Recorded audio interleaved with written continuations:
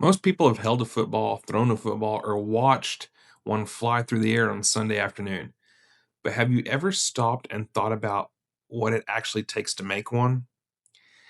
Today, I went to the Wilson Football Factory in Ada, Ohio for a completely different reason. Wilson, they use our Turf Product Solutions products to maintain the artificial turf there at their facility, indoors and out. And I stopped by to show them how to properly clean, groom, and maintain that turf. But while I was there, they offered me something I definitely wasn't expecting or going to pass up. They invited me behind the scenes to see exactly how a Wilson football is made. And I'll be honest, I had no idea how much work, craftsmanship, technology, and American pride went into making something we've all seen our entire lives. Wilson has been manufacturing leather footballs right here in Ada, Ohio since 1955. Today, more than 120 skilled craftsmen and craftswomen help produce over 500,000 leather footballs every year. That includes the Duke, the official football for the NFL, along with other footballs used by colleges, high schools, youth leagues, and customers all over the country and world. And these footballs aren't just rolling off an automatic assembly line. Nope, they're being built by hand. Every NFL touchdown, every Super Bowl pass, and every game winning field goal starts with craftspeople right here in a small town in Ada, Ohio. The process begins with the leather. One of the first things they told me during this tour was every cowhide they use comes from American cows. I thought that was really cool because this is truly an American made product, starting with the raw materials and continuing all the way through the whole manufacturing process. Each hide is carefully inspected, and the panels are cut from different sections of the leather. You can actually watch the people circle the bad spots in the leather. One cowhide can produce approximately 10 to 12 footballs. But it isn't as simple as cutting out four pieces and then sewing them all together. The workers have to match four panels with a consistent color, texture, thickness, and overall appearance. Once those four pieces are selected, they stay together throughout the entire manufacturing process, kind of like turf. Different dye lots don't go together for the same yard. So Wilson produces five different leather football sizes, including Pee Wee, Junior, Youth, High School, Collegiate, and the official NFL size. I never realized how many different types, sizes, materials, laces, stripes, configurations of footballs are even available. Next comes the stamping and customization. Now, if you know me, you know I love customization. So they use heated stamping heads, some reaching approximately 500 degrees, to smooth specific sections of the pebbling and apply the Wilson branding league. Information, team logos, metallic foil, custom graphics. I mean, they even can laser stuff in the football. This is one of my favorite parts of the tour. You can customize the lace colors, logos, your graphics, patterns, personalized text. So you can use these not only for football teams and schools, but businesses, special events, awards, weddings, retirement gifts, or just something completely unique. If you can dream it, there's a good chance they can build it for you. I've seen one out of a Southwest airline seat. Seeing the level of customization completely changed the way I look at a football. It isn't just a piece of sports equipment, it can represent a team, recognize an accomplishment, commemorate a major event, or become something a family keeps for generations. After the panels are cut and stamped, the football begins to start taking shape. The two top panels are sewn together, and then the bottom two panels are sewn together. Those halves are joined while the football is still inside out. That is how the stitching ends up hidden inside the finished football. And this is another part of the process where the experience of people working here really shows. These craftsmen and craftswomen have to maintain extremely consistent stitching because even a small variation can affect the shape and quality of the finished football.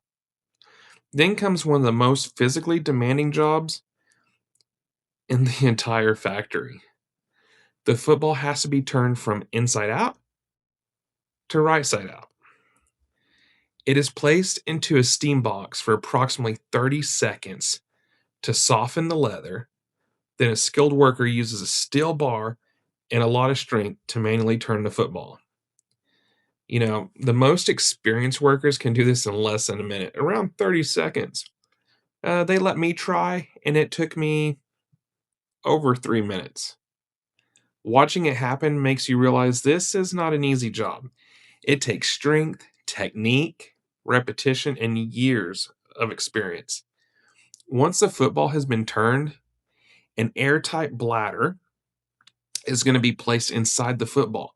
The valve is going to be trimmed, and then every football is laced by hand. Even the laces are different depending on the variation of football.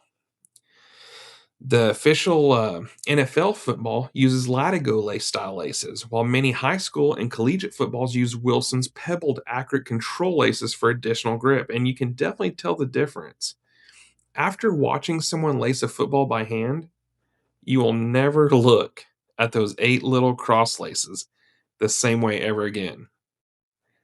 The football is then placed into a mold and temporarily inflated to approximately, I believe they said, like 120 psi to establish the shape. After molding, the pressure is brought back down to 13 psi.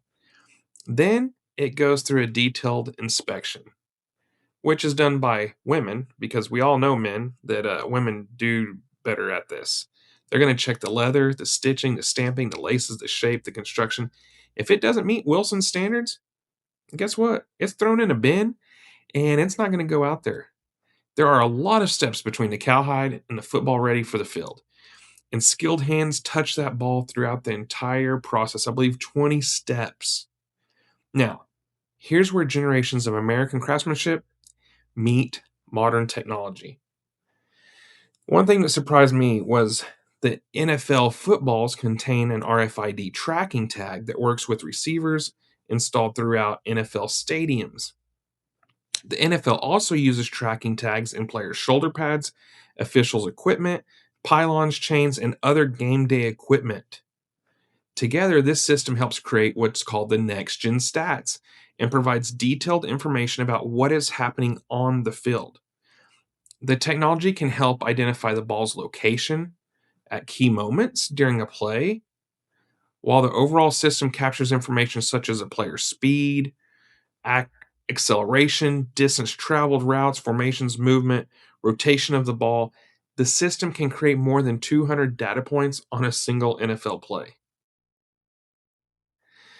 It's just so crazy. So, what really impressed me was how carefully the technology was developed. Wilson, the NFL competition committee, the team equipment managers, and NFL quarterbacks all tested this tracking device to make sure the tag would not change the weight, feel, or flight of the football.